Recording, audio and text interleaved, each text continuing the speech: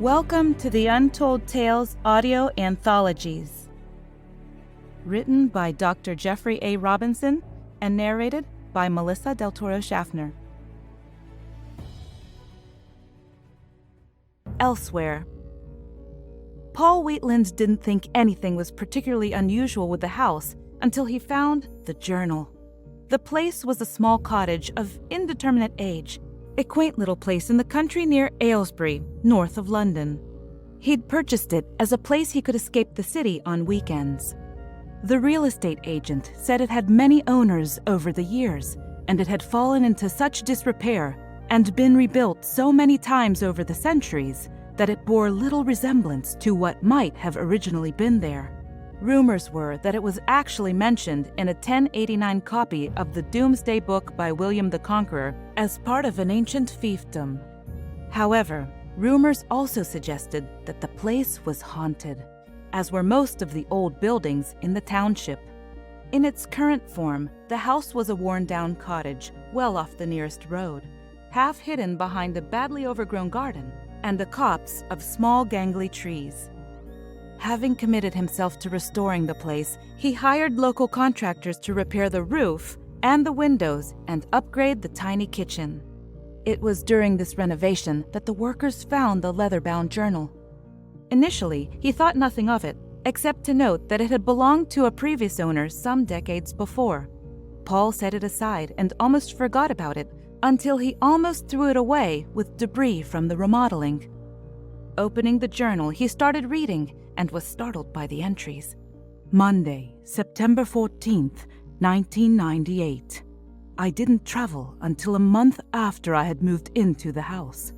I have begun this journal to record what I have experienced and discovered since that first incident, because I worry that what has happened is potentially of great importance.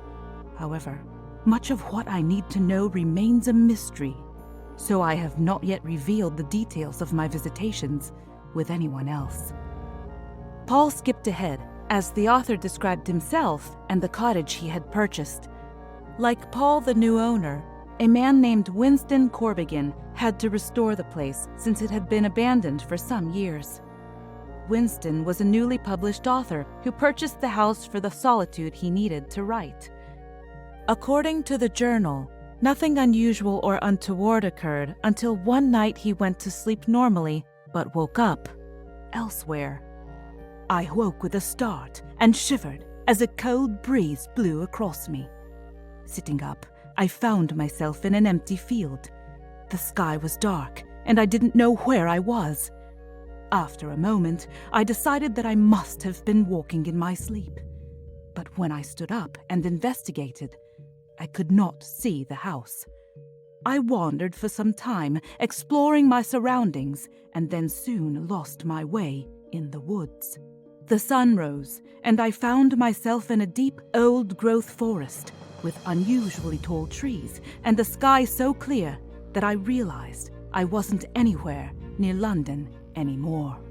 I spent the day exploring, wondering where I was, and several times I had to fight back panic. The only reason I didn't run screaming was that I had no idea where I was or where to run. Finally, hungry, thirsty, and exhausted, I planted myself at the base of a tree and watched the sunset.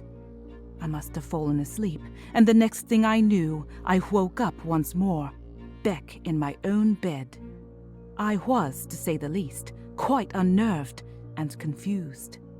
While I had spent an entire day in that other place, I found the date to be unchanged. No time had actually passed, and I wondered if it could all have been a dream. The incident upset me so much that I could not write for days. Life returned to normal, and just as I had concluded that nothing had happened, I traveled once more. As before, I woke from my bed and found myself in a familiar meadow. This time I was more methodical in my investigation of the place, but like before, a day passed and then most of another night before I finally fell asleep and woke once more in my cottage. Paul skipped ahead, skimming the journal. Winston recounted how his visits to that place reoccurred at regular intervals. The incidents occurred monthly and mapped into the different phases of the moon, with some unexplained delay.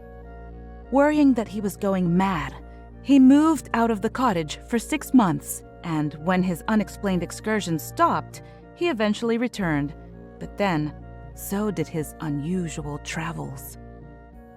Counting the entries, Paul found they spanned more than 3 years, and details of Winston's trips to the place he called Elsewhere continued.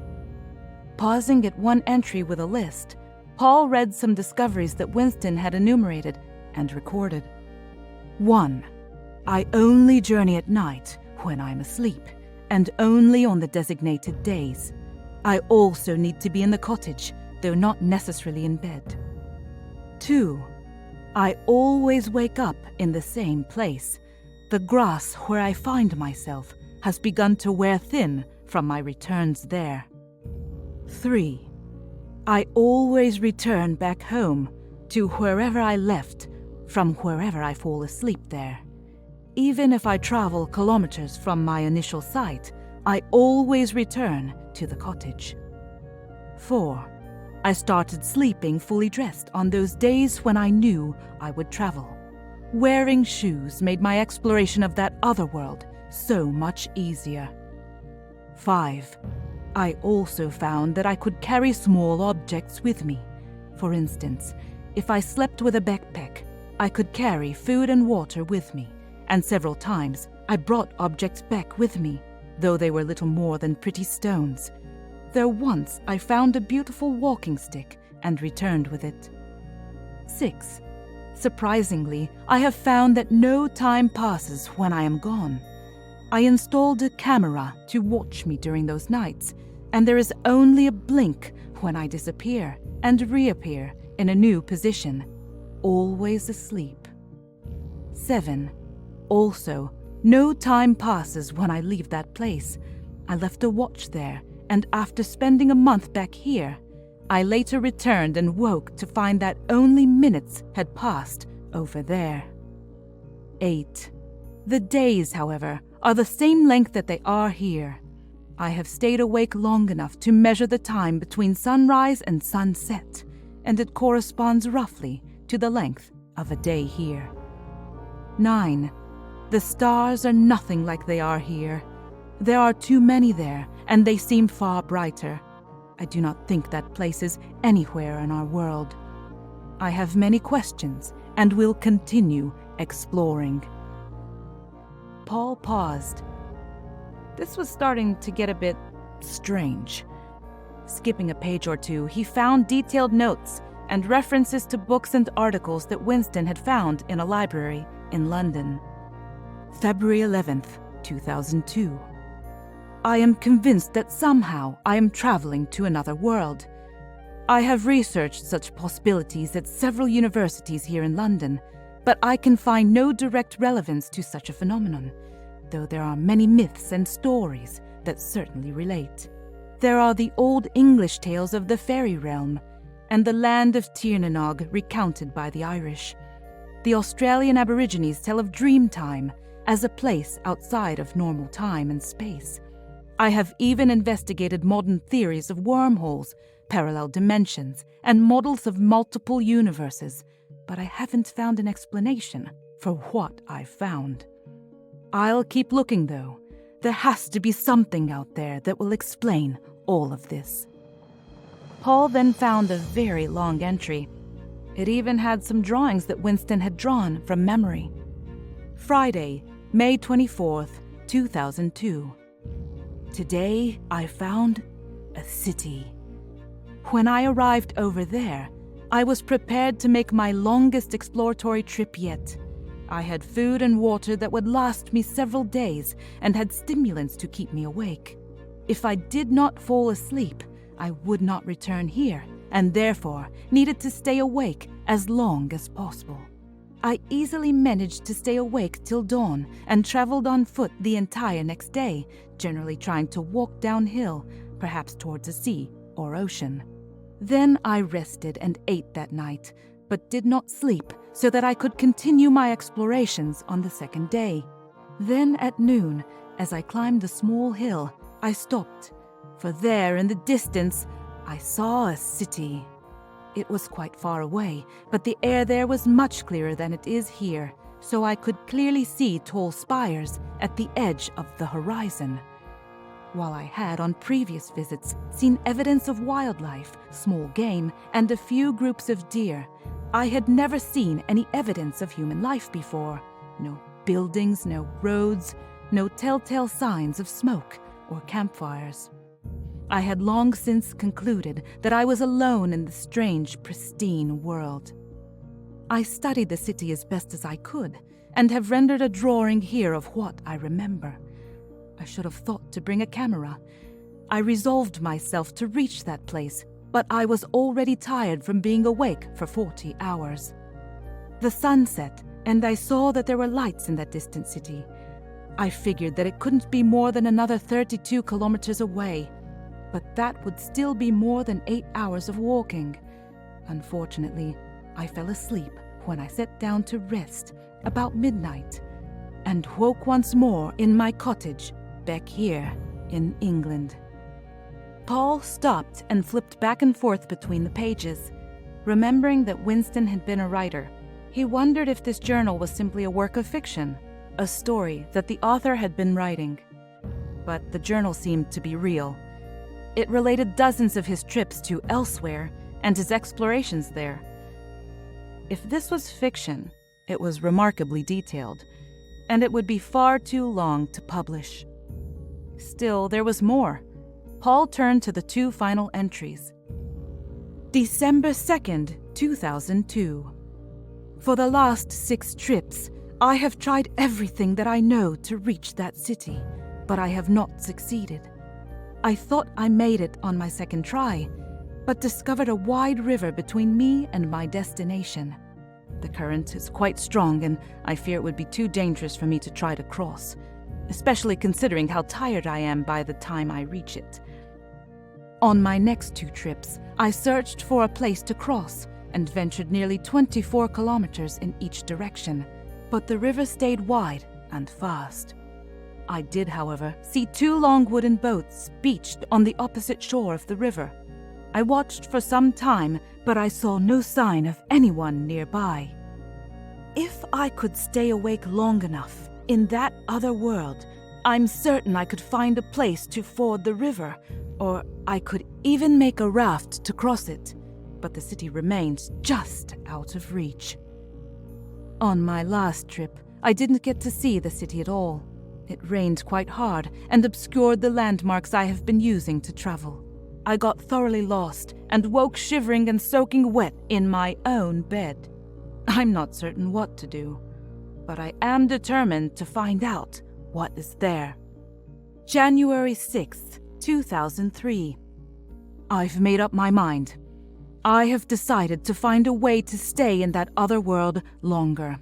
I have tried with marginal success to fight off sleep there, but such efforts are always doomed to fail. Sleep is something I cannot forestay indefinitely, and I therefore always return. Therefore, I'm going to try something different. Tonight, when I travel, I will take all of the gear that I can with me, including tools like an axe, a hammer, a small saw, and nails. I will also take a chain, and before I go to sleep, I will secure myself to a tall, strong tree so that I cannot return. I don't know what will happen. I may come back anyway, or I may drag a tree with me when I return. Or worse, I may return missing the foot that I secured with the chain.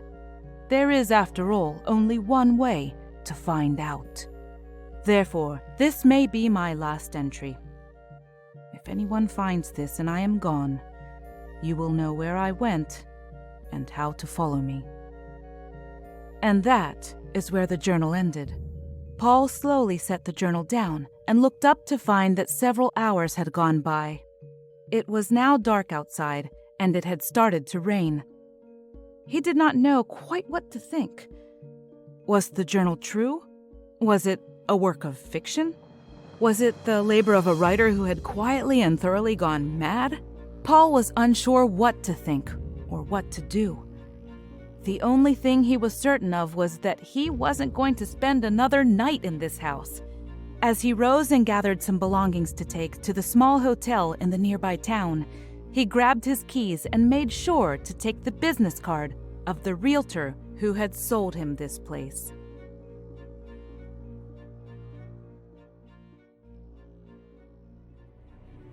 It's a new season, and we have some new authors and new storylines that will absolutely delight you.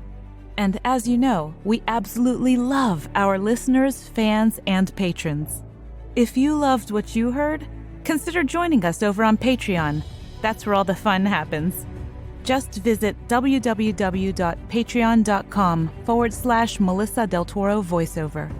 If you'd like to read more of the stories in the Untold Tales series, not narrated here on our podcast, you can find Jeff's books on Amazon.com in paperback and Kindle format. The links for all of this information are conveniently listed in this episode's show notes. Thank you and have a wonderful day.